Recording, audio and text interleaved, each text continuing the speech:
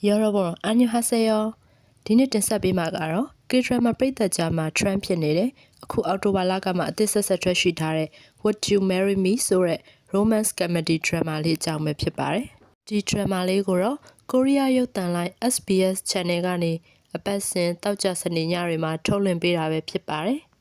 နှစ်ပိုင်းသာထုတ်လွှင့်ရသေးပေမဲ့လည်းအပိုင်း1နဲ့2မှာတဲ့ rating အများကြီးရရှိထားပြီး Choi Woo-shik နဲ့ Jang So-min တို့ကအဓိကဇာတ်ဆောင်အဖြစ်ပါဝင်ထားကြပါတယ်။ဒီနှစ်ထဲမှာပဲ February လကမှထွက်ရှိထားတဲ့ Milo Movie ဆိုတဲ့ရုပ်ရှင်ဇာတ်ကားထဲမှာလည်း Choi Woo-shik ကမင်းသားဇာတ်ဆောင်အနေနဲ့ပါဝင်ခဲ့တာပဲဖြစ်ပါတယ်။အမြဲလိုစင်ရသားဘဝသမား character အဖြစ်သရုပ်ဆောင်ခဲ့ရတဲ့ Woo-shik က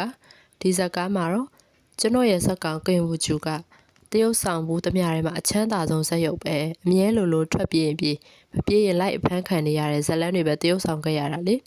နောက်ဆုံးတော့ကားအကောင်းစားကြီးစီးပြီးအဲ့ရနဲ့ဗာနဲ့ကောင်းကောင်းမွန်မွန်အိတ်ခွင့်ရတဲ့ဇက်ကောင်ကိုတရုတ်ဆောင်နိုင်ခဲ့ပါပြီဆိုပြီးအင်တာဗျူးမှာအရှုံးဖောက်ပြောခဲ့ပါသေးတယ်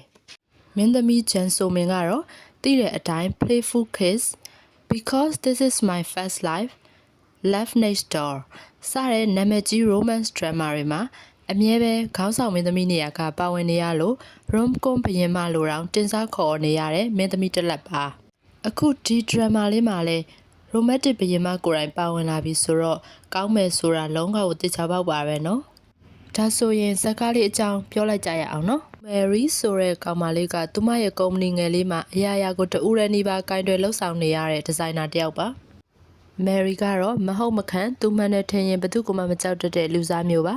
ပထမဆုံးအခန်းမှာတင်ဒီဇိုင်းပြိုင်ပွဲမှာဝင်ပြိုင်တဲ့ Mary ကအချစ်မကောင်းတဲ့တိုင်လူကြီးတွေကိုဒဲဖျဲခဲ့တာပါ Mary ကသူမရဲ့ရီးစားကင်ဝူဂျူးဆိုတဲ့ကောင်လေးနဲ့မကြခင်မှာလက်ထပ်တော်မှာဖြစ်ပြီးမင်္ဂလာဆောင်မှုကိစ္စအဝါဝါတွေနဲ့နေရမယ့်အိမ်အထီကိုပါစီစဉ်ပြီးသားဖြစ်ပါတယ်လက်ထပ်ဖို့ကိစ္စတွေကို Mary ကသာအကုန်စီစဉ်နေရပြီးသူမရဲ့ခင်မွန်လောင်ကတော့အဲ့ဒီအချိန်မှာ Jenny ဆိုတဲ့ကုမ္ပဏီကလုပ်ဖို့ခိုင်ဘက်ကောင်မလေးနဲ့ဖောက်ပြန်ပြီးရှူပင်းရင်နေဖို့ Mary ငှားထားတဲ့အိမ်မှာတော့အတူတူသွားအိတ်ခဲ့ပါတယ်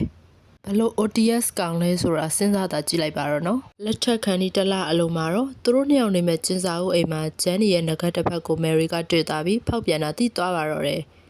Mary ကကြကြလက်ကြနဲ့ပြောတာတောင် OTS ကောင်ကပူခံညင်းပါသေးတယ်နောက်ဆုံးတော့ဝန်ခံလိုက်ရပါတယ်Mary တို့အတွဲကဆိုင်ထဲမှာပြဿနာတွေတက်ကြပြီး Mary ကကော်ဖီကောနဲ့မျက်နှာကိုပတ်ခဲ့ပြီးနင်းလိုကောင်နဲ့လမ်းခွဲမယ်ဆိုပြီးပြောခဲ့ပါတယ်။လက်မထက်ခင်မှာပဲကွာရှင်းပြဆဲလိုက်ရတဲ့အတွဲလေးတွဲဟာ Mary တို့အတွဲပဲဖြစ်ပါတယ်။ Mary ဟာအသေးကွဲနေပြီးမင်္ဂလာပွဲပြတ်သွားတဲ့ကိစ္စကိုလည်းသူမရဲ့မိကိုဘလို့ပြောရမှန်းမသိပဲဖြစ်နေခဲ့တာပေါ့။အပူပေါ်အပူဆင့်နဲ့ဆိုသလိုချင်းငွေနဲ့ငှားထားရတဲ့ကျင်းစာအုပ်အိမ်ကလည်းစပေါ်ငွေလိမ့်လဲမှုခံလိုက်ရပြီးအကျွေးတွေတင်ပြီးအိမ်ပေါ်ကဆင်းပေးလိုက်ရပါတယ်။ဂျာကတော့မင်းသားကင်ဝူဂျူပါဟို OTS ကင်ဝူဂျူနဲ့ကနာမည်ချင်းတူနေတာပါဒီကင်ဝူဂျူကတော့တောင်ကိုရီးယားနိုင်ငံနာမည်ကြီးကိမုတ်တိုက်ရဲ့မျိုးဆက်သစ်တစ်ယောက်ဖြစ်ပြီးနိုင်ငံခြားကနေပြန်ရောက်လာပြီးတော့သူ့ရဲ့ကုမ္ပဏီမှာမကြခင်အလုပ်ဝင်တော့မှာပဲဖြစ်ပါတယ်အဲ့ဒီညမှာမယ်ရီယာစိတ်ညစ်ညစ်နဲ့အရက်ထိုင်တောက်ပြီးအပြန်မင်းသားကင်ဝူဂျူရဲ့ဖြည်းဖြည်းလေးမောင်းလာတဲ့ကားနဲ့တိုက်မိပြီးချော်လဲသွားပါတော့တယ်ရောကျေးပေးဖို့ကင်ဝူဂျူရဲ့ဖုန်းကိုနံပါတ်မှတ်လိုက်တယ်ဆိုရင်ပဲကင်ဝူဂျူဆိုတဲ့နာမည်မြင်လိုက်တာနဲ့မူမူနဲ့ OTS ကင်ဝူဂျူထင်ပြီးတော့တောင်းကြမှာတော့တယ်အဲ့ဒီမှာဝူရှူဝါတွေဖြစ်ပြီး Mary ကစူးပင်ဘောကိုဖင်ထိုင်ပြီးလို့ကင်ဝူဂျူကစိတ်ယုံတီကိုလိုက်ပေးလိုက်ရပါသေးတယ်အဲ့လိုဟာတာကန်းလေးတွေလည်းပါလို့ကြည့်ရှုရသူတွေမပြင်းရပါဘူးနော်အဲ့လိုအစိုးရဇက်တိုက်ကြုံပြီးတဲ့နောက်မှာတော့ကုံတိုက်ကန်ဆယ်မဲကြီးတစ်ခုမှာ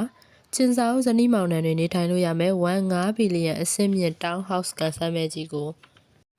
Mary ကပောက်သွားခဲ့တာပဲဖြစ်ပါတယ်ဇနီးမောင်နှံနှစ်ယောက်အတူတကွရက်60အနည်းဆုံးဒီအိမ်မှာနေထိုင်မှသာလက်ဝယ်ရရှိမှာဖြစ်လို့ Mary ကသူမရဲ့ရီးစားဟောင်းစီအကြောင်းကြားခဲ့ပေမဲ့နောက်မဆက်သွယ်ဖို့ပြောပြီးဖုန်းချသွားတဲ့အတွက်အရင်စိတ်ဆိုးသွားပြီး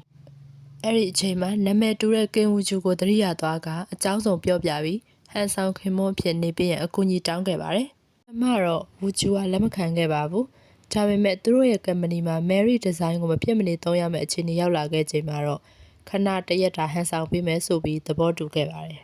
။တကယ်တမ်းမှာတော့ကုံတိုက်ရဲ့မန်နေဂျာဖြစ်သူကအဲ့ဒီ town house မှာ Mary အိမ်ဘေးမှာကပ်ရက်နေတာမလို့